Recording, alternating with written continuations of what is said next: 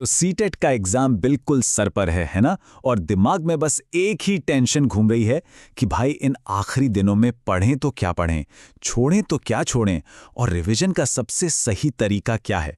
अगर यही सब उलझन चल रही है तो चिंता मत कीजिए, अगले कुछ ही मिनटों में हम इसका एक साफ सुथरा सोल्यूशन निकालेंगे। देखिए, एग्जाम जैसे जैसे पास आता है ना, प्रेशर और कंफ्यूजन बढ़ना ये बिल्कुल नॉर्मल है। सिलेबस इतना बड़ा है और टाइम वो तो हाथ से फिसलता जा रहा है। लेकिन सच कहूं तो घबराने की बिल्कुल जरूरत नहीं है। एक सही स्ट्रैटेजी, बस एक स्मार्ट प्लान, ये सारी कंफ्यूजन को दूर कर सकता है और तैयारी को एकदम सही ट्रैक पर ला सकता है। तो चलिए सीधे पॉइंट पर आते हैं। आज का अपना प्लान बिल्कुल क्लियर है। सबसे पहले हम आखिरी दिनों का महामंत्र समझेंगे, उसके बाद एग्जाम के कुछ बेसिक लेकिन जरूरी रूल्स पर बात करेंगे, फिर देखेंगे कि पुराने पेपर्स का सही इस्तेमाल कैसे करना है, और आखिर में हर सब्जेक्ट के लिए एक स्मार्ट रिवीजन प्लान पर नजर डालेंगे। तो शुरुआत करते हैं अपने पहले पॉइंट से, आखिरी दिनों का महामंत्र।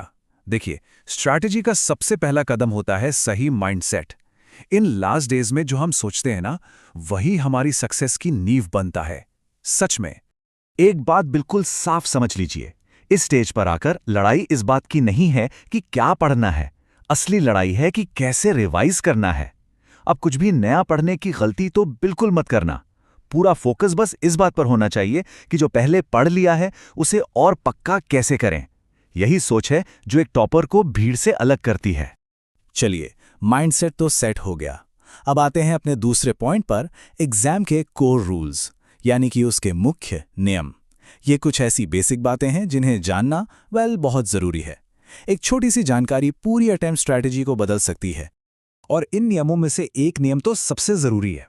सच में, सीटेट एग्जाम के बारे में एक ऐसी बात है ना, जो सुनकर सबसे ज़्यादा रिलीफ मिलता है। एक ऐसी चीज़ जो एग्जाम हॉल में कॉन्फिडेंस को एकदम से बूस्ट कर देगी। और वो बात यह है कि सीटेट एग्जाम में कोई नेगेटिव मार्किंग नहीं है।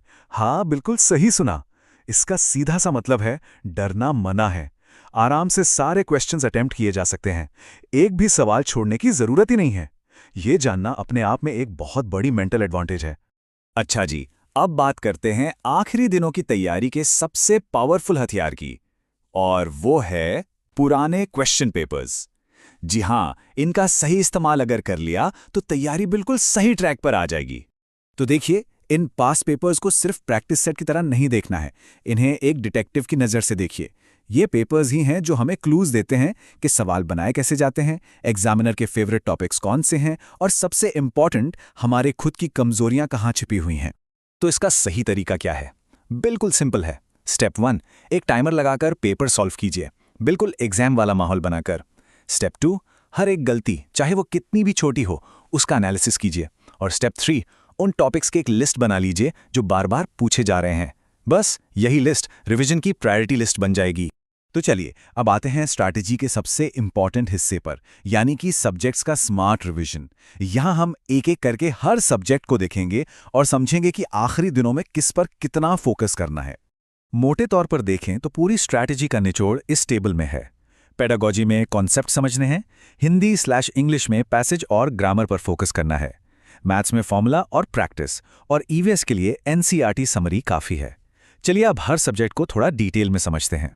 सबसे पहले पेडागोजी। इसके लिए एक ही रूल है, रट्टा नहीं मारना है, कोर कॉन्सेप्ट्स को समझना है। जब क्वेश्चन सॉल्व करें ना, तो हमेशा पॉजिटिव कीवर्ड्स पर ध्यान दें, जैसे कि प्रोत्साहित करना, अवसर देना, और हाँ, सबसे ज़रूरी, पुराने साल के क्वेश्चंस को एनालाइज करना मत भूलिएगा। पैटर्न अक्सर रिपीट होता है। अब आते हैं हिंदी और इंग्लिश पर। देखिए, इन लैंग्वेज सब्जेक्ट्स में सबसे ज़्यादा स्कोरिंग पार्ट होता है पैसेज, यानी गद्यांश। इसकी खूब प्रैक्टिस कीजिए। बेसिक ग्रामर के रूल्स रिवाइज कर लीजिए। बहुत डीप लिटरेचर में घुसकर टाइम वेस्ट करने की कोई ज़रूरत नहीं है। Next, maths. इसके लिए सारे इंपॉर्टेंट फॉर्मूलाज को एक जगह लिखकर रिवाइज करें। और प्रैक्टिस कहाँ से करें? पुराने पेपर्स से। सवाल अक्सर उन्हीं कॉन्सेप्ट्स पे घूम फिरकर आते हैं। और हाँ, एक चीज़ जो लोग अक्सर छोड़ देते हैं, मैथ्स की पेडागोजी। इसे बिल्कुल इग्नोर मत करना, इससे भी काफ़ी क्वेश्चंस आते हैं। और आखिर में ईवीएस, यानी एनवायरमेंटल स्टडीज। इसके लिए तो बस क्लास 3 से 5 तक की एनसीईआरटी बुक्स की समरी ही सबसे इंपॉर्टेंट है। मैप बेस्ड क्वेश्चंस पर थोड़ा एक्स्ट्रा ध्यान देना है, और पुराने पेपर्स में जो बार बार आने वाले थीम्स हैं, जैसे फैमिली, फूड, ट्रैवल, उन्हें एक बार जरूर रिवाइज कर लेना। तो सारी बात का सार यह है कि एक स्मार्ट प्लान आखिरी मिनट की पैनिक को एक फोकस परफॉर्मेंस में बदल सकता है। ये सिर्फ हार्ड वर्क की बात नहीं है, ये स्मार्ट वर्क की बात है, सही डायरेक्शन में मेहनत करने की बात है। एक बात हमेशा याद रखिए, सक्सेस क्या है? ये रोज-रोज किए जाने वाले छोटे-छोटे एफर्ट्स का टोटल है। इस स्ट्रैटेजी को बस अगले कुछ दिन लगातार फॉलो करके देखिए। यकीन मानिए, एक बड़ा डिफरेंस महसूस होगा। तो अब जब पूरी स्ट्रैटेजी सामने है, सवाल ये नहीं है कि क्या करना है, असली सवाल ये है कि इसे कितनी शिद्दत से इंप्लीमेंट करना है। तो क्या अब ये रणनीति बिल्कुल क्लियर है?